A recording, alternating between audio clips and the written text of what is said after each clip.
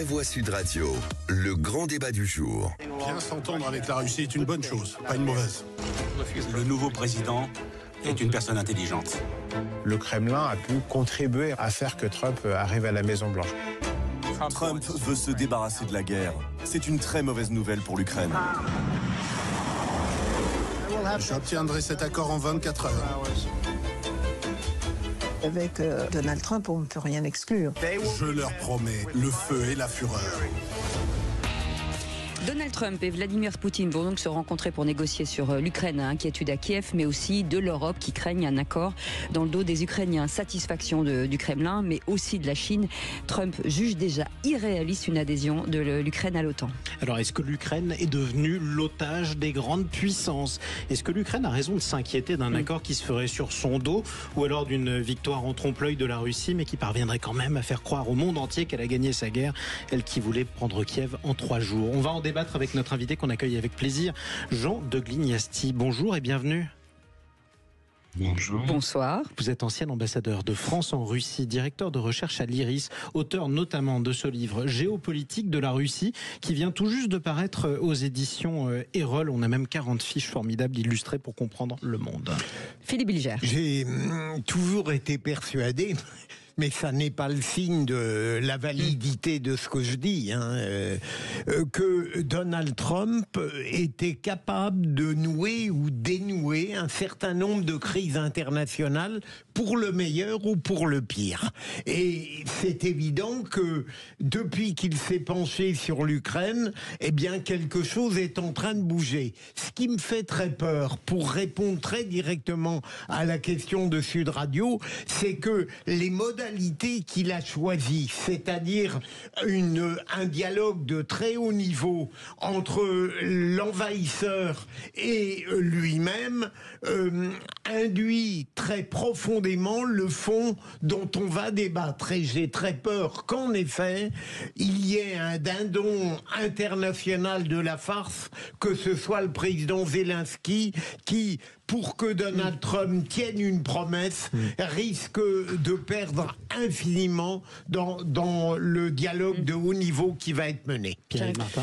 Il y a aussi peut-être un deuxième dindon de la farce, c'est l'Europe, dans cette configuration internationale, parce que je suis un peu frustré de voir que l'Europe diplomatiquement n'existe pas du tout. Ouais. Et je suis un peu très inquiet, comme vous, Philippe, de ce rapprochement américano-russe. Ça fait, on va régler ça entre nous deux. On efface tout. Sans la France, sans Valère. Et donc, du coup, il y a une vraie inquiétude sur la légitimité des autres acteurs.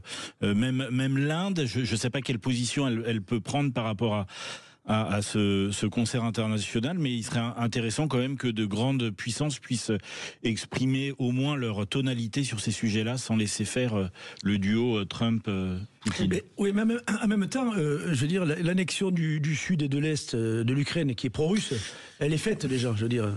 Oui, elle est faite. Donc, est-ce que c'est pas un compromis à la limite que voudrait laisser faire, je dirais, Zelensky? Enfin, je sais pas, je vois les choses comme ça.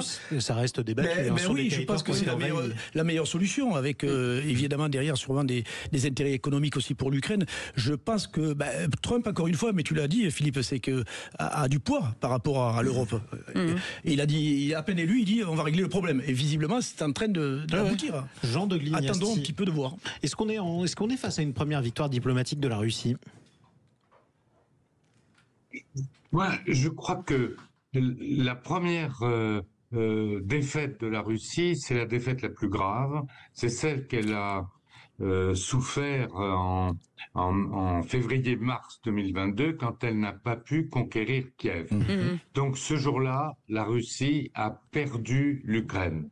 Elle n'a pas perdu toute l'Ukraine, mais elle a perdu l'essentiel de l'Ukraine. Elle n'a pas pu prendre Odessa. Et donc, nous avons avec l'Ukraine, même dans ses frontières ou ses limites actuelles, plus exactement, un pays autonome, pro-occidental, qui produit du blé, des matières premières et qui peut les exporter. Donc un pays totalement viable et pro-occidental. Ça, c'est la défaite première, définitive. C'est ce qui restera d'ailleurs de cette guerre. Alors ensuite, il faut pas être surpris, ça fait très longtemps que même Biden disait qu'il faudrait un moment, en tout cas l'équipe de Biden, des concessions territoriales, et même Biden ne voulait pas de l'adhésion de l'Ukraine à l'OTAN. Donc, en fait, la surprise des Européens actuellement est une surprise qui est surprenante, à vrai dire, parce que ça fait 4 mois que même Biden disait la même chose que Trump, sauf qu'évidemment, Trump le dit de façon plus brutale. Alors maintenant, ça ne veut pas dire que l'Europe soit entièrement hors jeu. Bien sûr que Poutine se lèche les babines, si j'ose dire, de négocier directement avec Trump, mais quand on en arrivera aux choses sérieuses, il faudra des garanties de paix. C'est ça ce qui fondera l'accord et la solidité de l'accord. Et ces garanties de paix, il n'y a que l'Europe qui peut les donner. D'ailleurs, les Américains ont dit eux-mêmes qu'ils ne le feraient pas. Donc c'est aux Européens. Et c'est quoi une garantie de paix, Jean de Glignasti? Parce que après tout, on demande des garanties de paix à la Russie sur une ligne de cessez-le-feu, c'est ce qu'on va demander. Alors même qu'elle ne respectait déjà pas les frontières avant la guerre. Donc oui, mais s'il y a, il n'y aura pas de garantie de paix sur une ligne de cessez-le-feu. Il faudra un accord parce que sinon les Russes n'en voudront pas. Si c'est des garanties de paix qui sont considérées un contingent de 40 000 hommes, comme les Anglais et les Français l'ont envisagé, si c'est envisagé dans un cadre hostile et sans un accord de la Russie, ça n'est pas viable. C'est un acte, enfin, ça risque de conduire à la guerre, à un affrontement entre les troupes occidentales et les troupes russes, ce dont personne ne veut. Donc, ça sera dans un accord, dans le cadre d'un accord, et là, cet accord, les Russes y auront souscrit. Alors que les lignes de cessez-le-feu en 2014, dans le Donbass et le Donetsk, c'était des lignes de cessez-le-feu de facto. Elles n'ont pas été entérinées par quelque accord que ce soit. Monsieur l'ambassadeur, j'entends bien que le précédent président était prêt aussi, peut-être le moment venu, à faire des concessions, mais est-ce que, en voyant la relative complaisance de Vladimir Poutine à l'égard de ce président Donald Trump, est-ce que vous n'avez pas l'impression que le premier est persuadé que Donald Trump, pour obtenir un succès diplomatique, sera prêt à concéder au-delà de ce que l'Ukraine pourrait supporter? Alors, évidemment, d'abord, il y a la dimension du terrain. Jusqu'à présent, la pression sur le terrain était en faveur des Russes et on pouvait penser que chaque jour qui passait augmentait l'avantage russe. Alors en ce moment, on est dans un point un peu bizarre parce que d'équilibre, parce que les Ukrainiens marquent des points et donc Poutine n'a pas peut-être pas intérêt, en tout cas, à faire durer le plaisir de façon à marquer le maximum de points sur le terrain. Donc ça, c'est un élément important à prendre en compte. Deuxièmement, c'est clair que Poutine sait très bien que la priorité de Trump, c'est le dialogue avec la Chine et que pour lui, l'Ukraine, c'est pas si important que ça finalement. D'ailleurs, Obama disait la même chose dans le temps. Et donc il va en jouer aussi, hein, et donc il peut être tenté de tergiverser. Cela dit, Trump est en train d'attaquer, en tout cas il a menacé d'attaquer plus fort les Russes dans un secteur qui est particulièrement sensible, qui est le secteur des ressources tirées des hydrocarbures, parce que le dernier paquet de sanctions américains pris par Biden, mais avec l'accord de Trump, c'est-à-dire les sanctions contre la flotte fantôme, ont conduit déjà à des premières conséquences assez graves, puisque les ports chinois et les ports indiens, qui sont le marché de remplacement de l'Europe pour le pétrole russe, n'acceptent plus les tankers fantômes.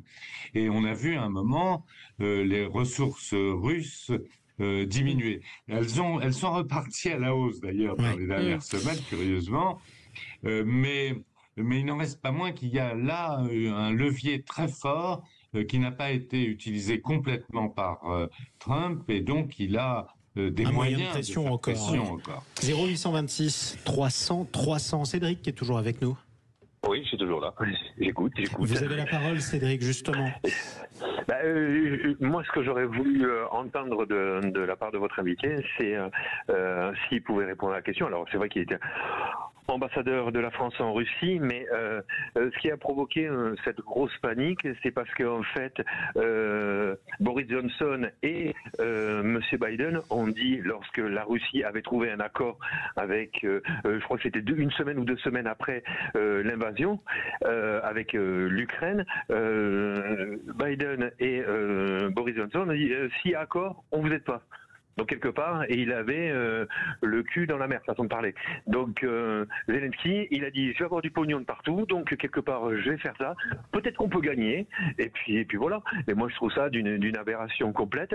Et finalement, ce qui empathie en Europe, c'est énormément, et là, on peut pas me dire que je dis des bêtises, c'est l'agriculture française, notamment, parce que en fait, ils en profitent. L'Ukraine en profite pour balancer des millions de tonnes de transgéniques, de céréales transgéniques en France, des poulets qui n'ont ni queue ni tête, façon de parler un peu ça, c'est rigolo, mais c'est pas si drôle que ça, puisqu'en fait on n'a pas les mêmes réglementations en France et en Ukraine, et nous on se nourrit de ça, et ça fait plaisir à tout le monde apparemment. Moi je suis contre ça. Dernièrement je suis allé, lorsque c'était la période de Noël, je suis allé chercher un gigot d'agneau, il y avait marqué Nouvelle-Zélande. Et à au-delà de l'agriculture, en tout cas, ça vous dérange pas de marquer ça? Cédric, ce que vous dites au-delà de l'agriculture, c'est qu'on a peut-être raté une occasion de faire un cessez-le-feu plus tôt. Est-ce que c'est vrai cette histoire, Jean de Lignastier? Alors, les avis sont très partagés là-dessus. Moi, je pense que oui, on a manqué une occasion. On a manqué une occasion, mais une demi-occasion. C'est-à-dire que je pense que monsieur faisait allusion au quasi-accord, en tout cas au résultat des négociations d'avril 2022 à Istanbul. Et là, en fait, d'après les révélations du New York Times, il restait en gros 3 points à couvrir par un accord et qui était réservé à un sommet Zelensky-Poutine. Ces 3 points, c'était justement les garanties de sécurité pour l'Ukraine, les effectifs de l'armée ukrainienne et une question de survol, enfin, d'interdiction de survol en cas de violation de l'accord. En fait, il semble que ce soit plutôt l'Ukraine qui ait refusé de participer au sommet après le massacre de Boutcha et sous les conseils pressants de Johnson en disant qu'il lui disait qu'il allait gagner la guerre. Mais je ne suis pas sûr que les Russes étaient prêts à un sommet de ce genre. Il faut noter qu'à l'époque, l'Ukraine quand même gagnait du terrain, avait défait l'offensive russe et que l'Ukraine était tentée de penser peut-être qu'elle pourrait aller plus loin et récupérer la Crimée. Mais on est passé, je crois, pas très loin d'un accord, c'est mon avis personnel. Pierre-Yves Martin ? Juste une question. Monsieur l'ambassadeur, je reviens sur ce que disait Pierre-Yves Martin tout à l'heure, et c'est vrai que tout le monde en parle. Le silence, finalement, d'Ursula von der Leyen, le silence d'Olaf Scholz, le silence d'Emmanuel Macron, aujourd'hui, ça veut dire qu'on ne pèse plus du tout. Hors jeu, Nous avons fait une erreur que malheureusement l'Europe fait souvent et qui est plus qu'une erreur, qui est la manifestation de l'impuissance de l'Europe, c'est-à-dire on paye l'orchestre sans décider de la musique. C'est joli, c'est pas mal, c'est joli ce que vous dites. Il exige. Voilà. Alors, cela dit, la cause n'est pas perdue parce que de même que l'accord de 2022, enfin le quasi-accord de 2022 a échoué sur la question des garanties, cet accord-là ne sera valable que s'il y a des garanties de sécurité suffisantes. Or, comme les Américains ont dit qu'ils ne voulaient pas y participer, eh bien, il ne reste plus que les Européens. Et donc, certes, le cadre de l'accord sera défini sans nous, par les Russes et les Américains. Mais c'est nos soldats qu'on mettra face aux Russes. Peut-être un peu les Ukrainiens, mais c'est pas sûr. Mais en tout cas, le moment venu, le coup d'après, pour que l'accord soit valable, il faudra l'Europe. Pierre-Yves Martin. Oui, moi j'avais une question pour vous, monsieur l'ambassadeur. Est-ce que Zelensky, dans le cas où Trump et Poutine se mettent d'accord tous les deux, est-ce que Zelensky a la capacité de résister, de dire non à cet accord, et est-ce qu'il peut compter sur d'autres pays soutien dans ce refus, dans ce non-alignement, ou est-ce que l'accord que pourraient trouver les deux pays, Amérique et Russie, sera de toute façon plus fort que tout, et voilà.